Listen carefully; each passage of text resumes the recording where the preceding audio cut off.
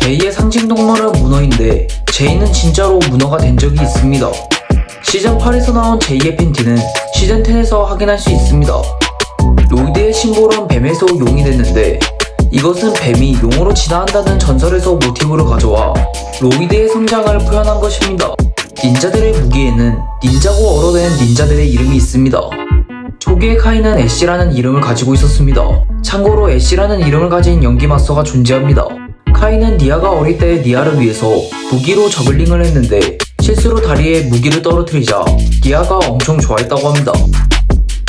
닌자들은 각자의 원소의 힘을 느끼는 부위가 다르다고 합니다. 그건 원소의 마스터마다 다르니까. 코령은 땅의 힘을 복부에서 느낄 수 있대. 니아누란 물의 힘이 정맥으로 흐르는 걸 느낀다고 했고, 잔영은 얼음의 힘을 정신으로 감지해. 만약에 제이가 유튜브를 한다면 게임 유튜버를 할 것 같다고 하네요. 로이드가 늙으면 늙은 가마돈과 얼굴이 비슷합니다. 가마돈 도복에 적혀있는 닌자고어는 이불이라는 뜻입니다. 마스터원은 니아와 카이가 잘할 수 있도록 몰래 도와줬고 어린 시절의 코를 본 적이 있습니다. 콜의 가명 로키 데인저 버프에서의 로키는 드래곤에게서 가져온 것입니다. 소라의 변신 마이크 제품 이미지 속엔 아린의 두건이 금색입니다. 시계바늘 형제는 단 몇 분 차이로 태어난 쌍둥이입니다. 과거 해상 속 시계바늘 형제의 동작은 시계를 영상시킵니다. 드래곤 라이징 초반, 닌자고어로 된 시계바늘 형제의 명대사 시간을 지배하는 자 모든 것을 지배한다는 문구를 확인할 수 있습니다. 메가 황금 무기의 디자인은 불, 흙, 번개, 얼음, 원소의 모양을 합친 것입니다. 카이의 아바타 뒤에 있는 뱀은 코브라 카이에 대한 레퍼런스입니다. 사부가 된 카이의 제자의 도복의 디자인도 코브라 카이에서 모티브를 얻었습니다. 미플런 시절의 마지막 닌자고 작품인 도깨비 습격의 엔딩에는 닌자고어로 된 디엔드, 즉 끝이라는 문구가 나옵니다. 셀리가 있는 패딩은 이미 미니 피규어로 출시가 된 적이 있습니다. 닌자고 그래픽 소설 9편, 표지에는 테크노 도복이 있지만 시즌2의 도복으로 인쇄가 되었습니다. 근데 수정이 되었습니다. 어둠의 크리스탈에서 가마돈이 입은 셔츠는 토미 안드레슨의 셔츠입니다. 원래 콜은 닌자팀의 리더였습니다. 콜이 가장 좋아하는 색은 검정색이 아닌 주황색입니다. 니아의 이름은 최초의 물의 마스터, 니아드에서 가져온 이름입니다. 니아는 4살의 부모님과 헤어졌습니다. 오버로드는 자신을 부르는 이름이 너무 많아 딱히 자신의 이름을 정의하지 않습니다. 제작진에 따르자면 로이드는 골드 파워를 나눠 가진 이후 다른 닌자들보다 20% 정도 더 강하다고 합니다. 콜의 흉터는 외관상 사라졌지만 능력을 사용할 때마다 보입니다. 아사코가 로이드를 악동학교에 두고 왔을 땐 로이드의 나이는 약 5살이었습니다. 로이드는 민트맛 사탕을 좋아한다고 합니다. 보그 박사의 패션은 스티브 잡스와 유사합니다. 에어지츠 사원은 나다칸 진의 결혼시장으로서 사용해듭니다. 니아가 파멜의 지배자를 죽이며 저주의 땅과 진자고가 멸망해 역대급 재앙을 일으켰습니다. 양사부는 자의 분석으로 3721년 후에서야 사원에서 나올 수 있다고 합니다. 나다칸 진은 요정이라고 불리는 것을 싫어합니다. 진자고는 멸망하기 전 아름다운 곳이었습니다. 진의 종족은 결혼 후 자신의 소원을 자신이 이룰 수 있는 사기적인 능력을 가질 수 있습니다. 진자고에도 드래곤이 존재합니다. 드래곤 저담의 원래 주인은 소토성장입니다. 스카일라의 초기 디자인은 노출이 심했습니다.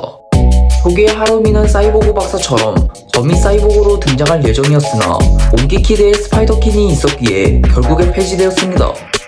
닌자고 세계관에서 가장 나이가 많은 캐릭터는 차원 그 자체인 파멜의 지배자로 추정이 됩니다. 차원의 운명을 정하는 구름의 왕국에서의 관리가 되지 않는 사건이 일어날 때가 있습니다. 원소의 힘의 근원은 근원의 드래곤입니다. 리우는 제작진인 케빈 머크의 개 로비에게서 영감을 받아 만들어진 캐릭터입니다. 테스마는 닌자고를 제외하고도 다양한 차원을 창조했습니다. 드래곤 라이징에서 니아의 점과 제2의 주름개가 사라졌다가 나타납니다. 제2의 눈썹의 스크래치는 자신의 발명품의 오작동으로 인해 생겨났습니다. 렐름 크레사는 망자의 영역으로 연결할 수 없습니다. 스핀지추가 사용자에게 주는 피로감 때문에 보통 한 번에 최대 15초 정도의 헤어리를 유지할 수 있습니다. 사이러스 보그는 50대입니다. 로이드는 크리터를 쉽게 이길 수 있습니다. 크리터는 닌자고 시리즈에서 가장 나이가 어린 악당입니다. 닌자고의 작가 토미 안드레스는 체스마가 자신에게서 도깨비의 어두운 면을 제거하려다가 실수로 오버로드와 스톤아메를 창조했다면 라는 흥미로운 가설을 제시했습니다. 물론 공식 설정은 아닙니다. 만일 어둠의 섬과 닌자고가 다시 합쳐진다면 닌자고는 어둠의 섬에 있는 암흑 물질로 인해 타락할 것입니다. 양사부는 스피니줄을 사용할 줄 알며 에어지줄을 창조할 때 스피니줄을 참고했습니다. 닌자고 무비에서 나오는 로이드의 어머니 코코의 다른 이름은 마사코입니다. 제이는 닌자들 중 첫 번째로 스피니줄을 사용했습니다. 과거 콜의 할아버지는 하이퍼노 브라이의 세뇌에 걸려 체내편에서 싸우게 되었습니다. 카이는 실수로 눈썹을 태워 먹었는데 마커로 칠했다고 합니다. 아리는 자네 헤어스타일을 따라해봤으나 잘 되지 않아 포기했습니다. 카이의 영문판 성우인 빈센트 통에 따르자면 카이는 초기에 붉은 머리와 죽은 깨를 가지고 있었습니다. 닌자고 무비에는 카이의 아버지인 레이와 같은 이름을 가진 캐릭터가 있습니다.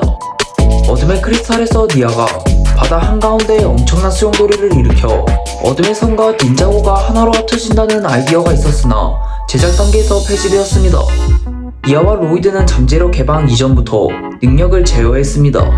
니아는 시즌6과 유령의 날 사이에 스피니줄을 배웠다고 하지만 이미 시즌2에서 스피니줄을 사용했습니다. 니아는 마스터즈부터 자체적으로 물을 생성하지 않았는데 이것은 니아가 의도적으로 생성하지 않는 것이라고 합니다.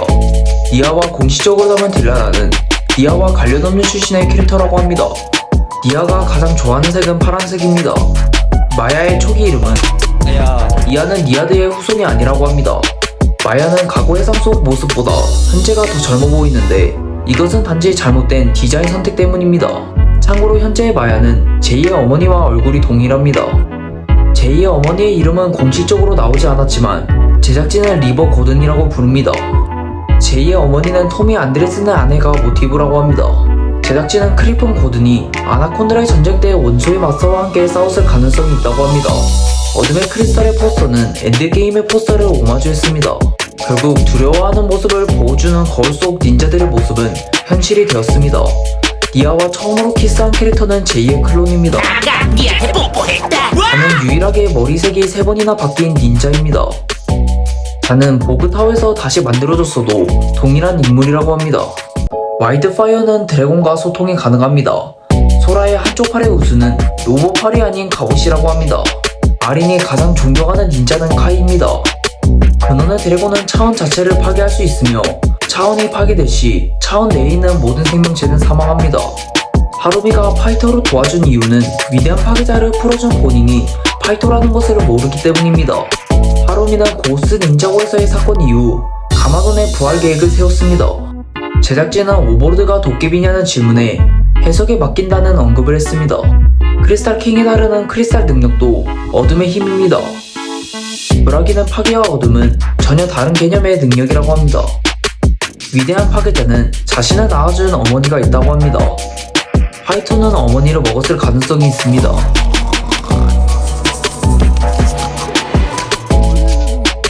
닌자고의 작가인 토미 안드레스는 파이터와 첸을 가장 좋아하는 빌런이라고 합니다. 이유는 재미있어서라고 하네요. 경합이 일어나고 닌자들이 시민들을 구해주는 동안 픽셀은 드래곤 전함을 원격 조종했습니다. 뱀부족의 기원은 키마일 가능성이 있습니다. 키마에는 드래곤이 없다고 합니다. 닌자고는 최소 2-3년, 최대 6년까지의 계획을 가지고 있다고 합니다. 닌자고 미지의 바다 엔딩 크레딧에는 콜의 영문판 성우인 커비 머로우를 추모하는 메시지가 있습니다.